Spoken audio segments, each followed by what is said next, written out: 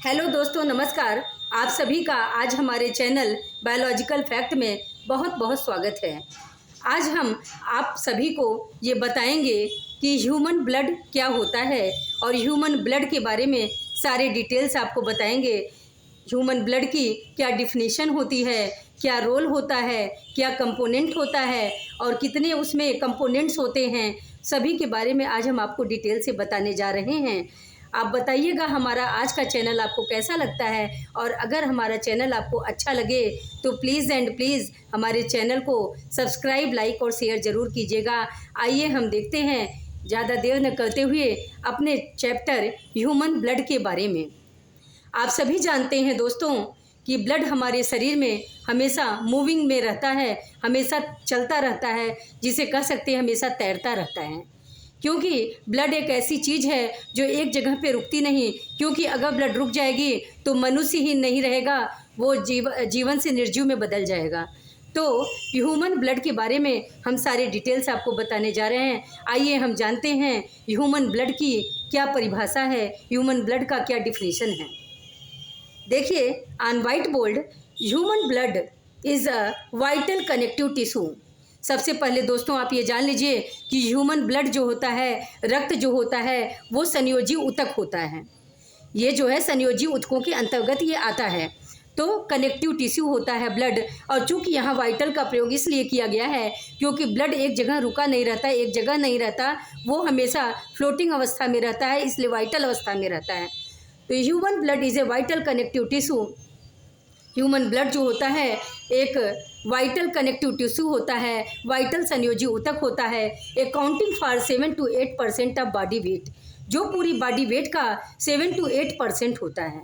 Means human blood जो है पूरी बॉडी का 7 to 8% भाग मेंटेन करता है। एंड कितने लीटर्स अगर पाए जाते हैं हम बताएं तो आपको लगभग किसी भी एडल्ट में लगभग 5 लीटर, लगभग 5 लीटर्स ब्लड किसी भी ह्यूमन बीइंग में जो कि एडल्ट होता है उसमें पाया जाता है। मीन्स किसी भी एडल्ट में ह्यूमन बीइंग में 5 लीटर्स ब्लड पाया जाता है। और आप सभी जानते हैं कि ब्लड का कलर रेड होता है। आगे देखते हैं ये ह्यूमन ब्लड कैसे बना होता है। Composed of 55% plasma.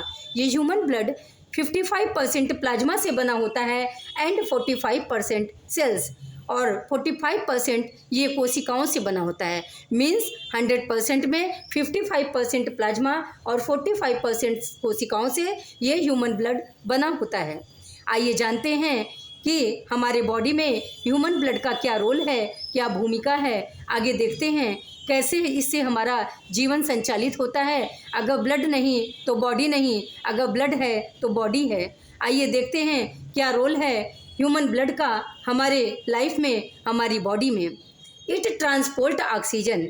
Human blood जो है ये ऑक्सीजन का ट्रांसपोर्ट करता है। कहाँ पर? बॉडी के अंदर, via red blood cells. Red blood cells के द्वारा, ये रेड ब्लड सेल्स के द्वारा ऑक्सीजन का ट्रांसपोर्ट करता है। फाइट्स इन, यहाँ पर आप देखिए, इट ट्रांसपोर्ट ऑक्सीजन। ये जो रेड ब्लड सेल्स होता है इसके द्वारा ट्रांसपोर्ट करता है ऑक्सीजन को। कौन? Red blood cells. And WBC जो है वो फाइट्स इन्फेक्शन। वाइट ब्लड का सेल्स जो होता है वो इन्फेक्शन से लड़ता है, यानी हमारी इम्यूनिटी को मेंटेन करता है। It's clotting. और यहाँ पर हम आपको शॉर्टकट में तीनों के बारे में बता रहे हैं। Means RBC plus WBC plus platelets.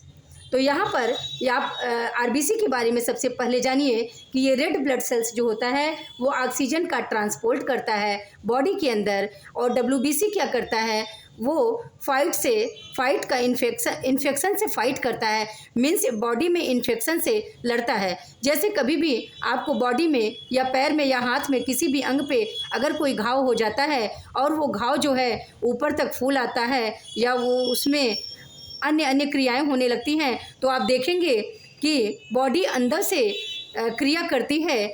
मतलब अंदर से एक तत्व होता है मैक्रोफेजेज। वो मैक्रोफेजेज बॉडी के अंदर उत्पन्न होती है, और मैक्रोफेजेज जो होता है वो अंदर से बॉडी को हील करने के लिए धीरे धीरे मैक्रोफेजेज उस पर अटैक करती हैं। कहाँ पर? जहाँ पर इन्फेक्शन होता है। अटैक करने के बाद ये धीरे धीरे उसे फाइट कर जाती है, मतलब उसे खा जाती हैं मैक्रोफेजेज। तो इस प्रकार से फाइट करती है इन्फेक्शन से। कौन? WBC। मीन्स WBC जो है इन्फेक्शन से फाइट करता है और उसे इन्फेक्शन को ख़त्म कर देता है अपनी बॉडी के अंदर से, और इस प्रकार से फाइट करता है वो इन्फेक्शन से और हमारी इम्यूनिटी को मजबूत करता है, मेंटेन करता है। It's clotting platelets.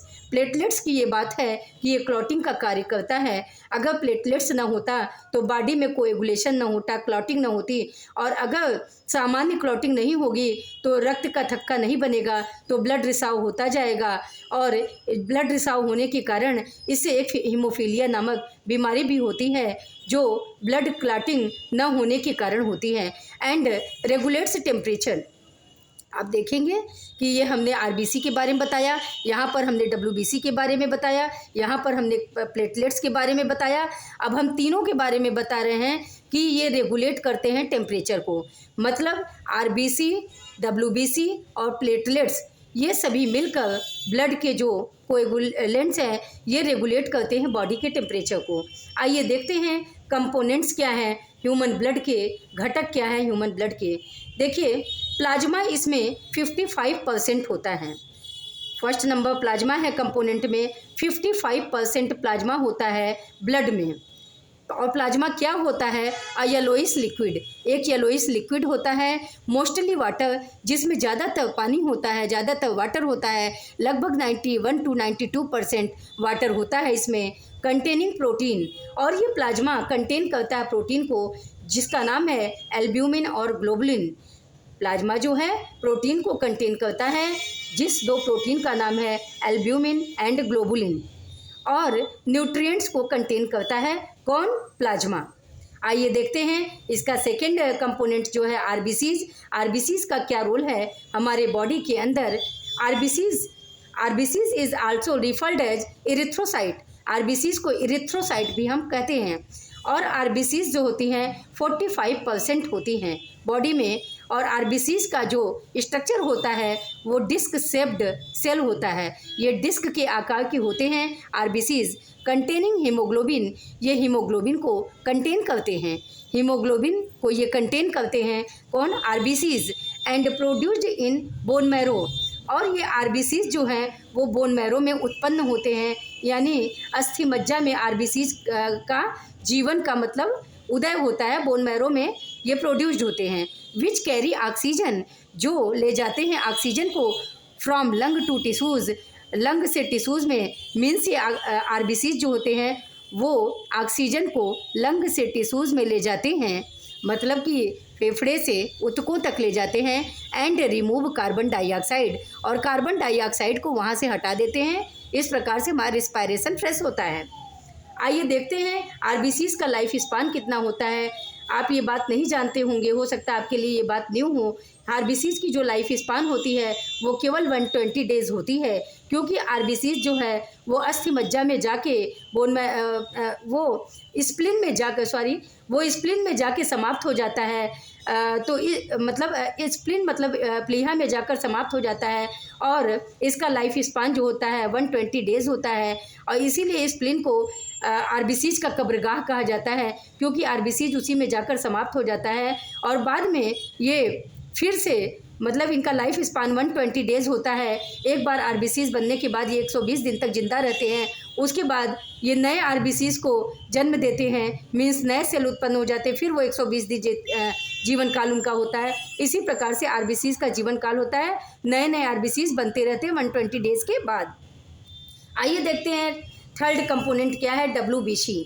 WBC is also referred as leukocytes. WBC को ल्यूकोसाइट्स भी कहते हैं। और ल्यूकोसाइट क्या करता है? Maintain immune system. ल्यूकोसाइट जो है वो हमारे इम्यून सिस्टम को मेंटेन करता है। जैसे हमने आपको इसके पहले बताया, मैक्रोफेजेस के अटैक के द्वारा ये क्या करता है? हमारे घाव को निगल जाता है, और हमारे घाव को इंगल्फ करने के बाद ये हमारी इम्यूनिटी सिस्टम को मेंटेन कर देता है। और इसके बाद हम जानते हैं WBC का क्या लाइफ स्पान होता है। तो WBC का जो जीवन काल होता है वो 13 to 20 डेज़ होता है। WBC का जो जीवन काल होता है, जैसे किसी भी जीव का जीवन काल होता है, उसी तरह RBCs, WBCs और प्लेटलेट्स का भी जीवन काल होता है। तो लाइफ स्पान इसका WBCs का होता है 13 to 20 days. Approximately 13 to 20 days होता है लाइफ स्पान WBC का, और कभी कभी यह घंटों या एक दिन में भी समाप्त हो जाता है। आइए देखते हैं इसके लास्ट कंपोनेंट क्या हैं। इसके लास्ट कंपोनेंट ह्यूमन ब्लड के हैं platelets. Platelets is also referred as thrombocytes. Platelets को थ्राम्बोसाइट्स भी कहते हैं। थ्राम्बोसाइट्स का लाइफ स्पान या प्लेटलेट्स का लाइफ स्पान होता है 3 to 10 डेज़। प्लेटलेट्स का लाइफ स्पान होता है 3 to 10 डेज़। ये 3 से 10 दिन तक जीवित रहते हैं। एंड किसी भी ह्यूमन बॉडी में प्लेटलेट्स की संख्या 1,50,000 से 4,50,000 तक होती है।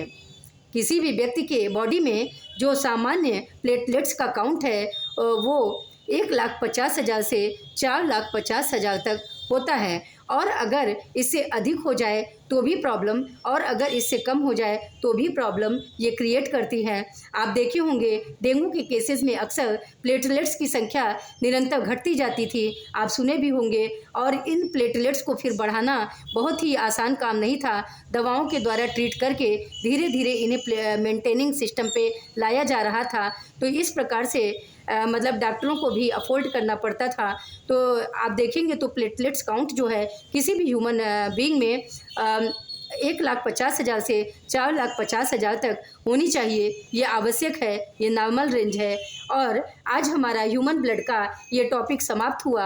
आपको क्लास कैसी लगी बताइएगा ज़रूर, और हमारे क्लास को डेली पाने के लिए हमारे क्लास को लाइक, सब्सक्राइब और शेयर ज़रूर कीजिएगा। चलते हैं, good bye, have a nice day.